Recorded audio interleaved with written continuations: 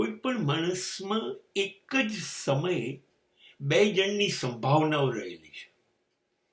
એક સામાન્ય માણસ જે સ્વભાવનો ગુલામ છે, જેને સ્લેવ નેચર કહેવાય. એટલે એને મન થાય કે જમી લઈએ તો જમી લે, પાણી પીએ, સૂઈ જઈએ, ફરવા જઈએ. એને જે સ્વભાવથી ગમે સામાન્ય જિંદગી એ જીવી લે. અનસ્લેવ નેચરનો માણસ કહેવાય. લગભગ 99 કરતા પણ વધારે ટકા આ રીતે જિંદગી શરૂ કરે ને આ જ રીતે જિંદગી પૂરી કરે. પણ 1% એની અંદર જ હોય છે. કોઈ જુદા પ્રકારના માણસ નથી હોતા, પણ એનો આ 1% કોઈ દિવસ જાગતો નથી. એ જીનિયસ હોય, એ સ્વભાવને માને નહીં. એ જે રૂટીન જિંદગી છે એ નથી જીવવી. એ સિવાય શું હોઈ શકે? દુનિયાને એનામાં મજા જ ના આવે. સમાજ એને ગાંડું કરે, એને ગાંડું કહે, અને એનું પાગલપન હોય. બિલકુલ સાચું છે. જ્યાં સુધી તમારામાં કોઈ બાબતનું પાગલપન ના આવે ત્યાં સુધી તમે જીનિયસ ના બની શકો.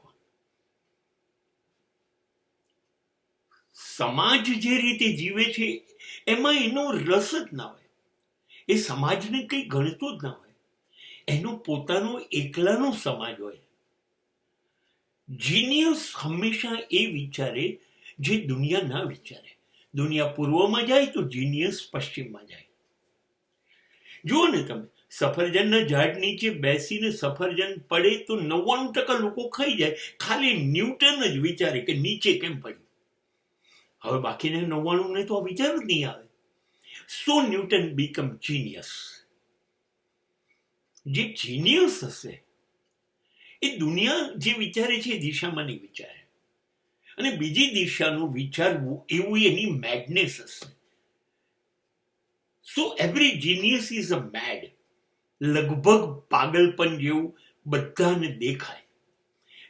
એના બે કારણ છે. એક વસ્તુ એવી છે જે સામાન્ય માણસથી જે જિંદગી શરૂ કરીને મરી જશે ત્યાં સુધી કશું નવું નહીં કરે. આ માણસ છે ને પાણીમાં ઉપરની સપાટી પર તરતો હોય, જેને ગુજરાતીમાં કહેવાય છપછપિયા કરતો હોય, ડૂબી ના જવાય એનું ધ્યાન રાખતો હોય. સપાટીની ઉપર તરતા માણસો 99% હોય. સપાટીની ઉપર એટલે બધા ઉપર કિનારે બેસીને નહીં લે.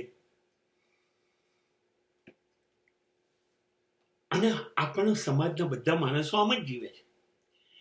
જે જીનિયસ હશે ને એ ડૂબકી મારશે, છેક નીચે જવાનું વિચારશે કે દરિયામાં નીચે શું છે, પહેલા શું છે, ત્યાં મોતી છે કે નહીં, ત્યાં કશું એટલે કશું શું છે એ જોવા ડૂબશે. બસ આ એનો સ્વભાવ છે. જરૂર નથી દરિયો, એને ઊંડાણમાં જવું છે. પછી એ આકાશ હશે તો આકાશના ઊંડાણમાં જશે. એ વિજ્ઞાનમાં, એ ધર્મમાં, એ ફિલોસોફીમાં, એ એન્જિનિયરિંગમાં, કોઈ પણ જગ્યાએ પણ એ છેક અંદર જશે. એને ઊંડાણ ગમે છે, અને એ ઊંડાણમાં જતા જતા જતા હવે લોકોને નહીં ગમે, એને ગાંડો જ ગણશે. જે માણસ ધાબે બેસીને 10 કલાક આકાશ જોયા કરે દૂરબીન લઈને, એને તમે શું કહેશો? ધેટ પાગલપન. એ શોધી કાઢશે કે કયો ગ્રહ છે ને કયો ઉપગ્રહ છે, અને એના કાર્યક્રમ શું છે. તો જે જીનિયસ હશે એ પાગલ હશે, અને એ છપછપિયા નહીં કરે. ઉપરથી જ્ઞાન મળે એવું નહીં હોય. એ જ્ઞાનની છેક નીચેની સપાટી સુધી પહોંચી જશે. અને માટે જીનિયસ. હવે મૂળ વસ્તુ એ છે કે જીનિયસ કઈ નવી રીતે જન્મ નથી લેતા. એ માના ગર્ભમાંથી જ 8-10 મહિને બહાર આવે છે. એની 2 હાથ, 2 આંખ, કાન, નાક બધું એ જ છે. એ બી એ જ ખોરાક ખાય છે, એ બી શ્વાસ લે છે. અને સામાન્ય માણસ પણ આ જ કરે છે. કઈ ખાસ જન્મ અચૂક નવાઈથી થાય એવું નથી હોતું.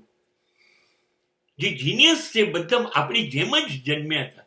એ કૃષ્ણ હોય, રામ હોય, ક્રાઇસ્ટ હોય, બુદ્ધ હોય, મહાવીર હોય, આપણી જેમ જ જન્મ્યા હતા. પણ એ ઊંડાણમાં ગયા કે આવું ના હોય.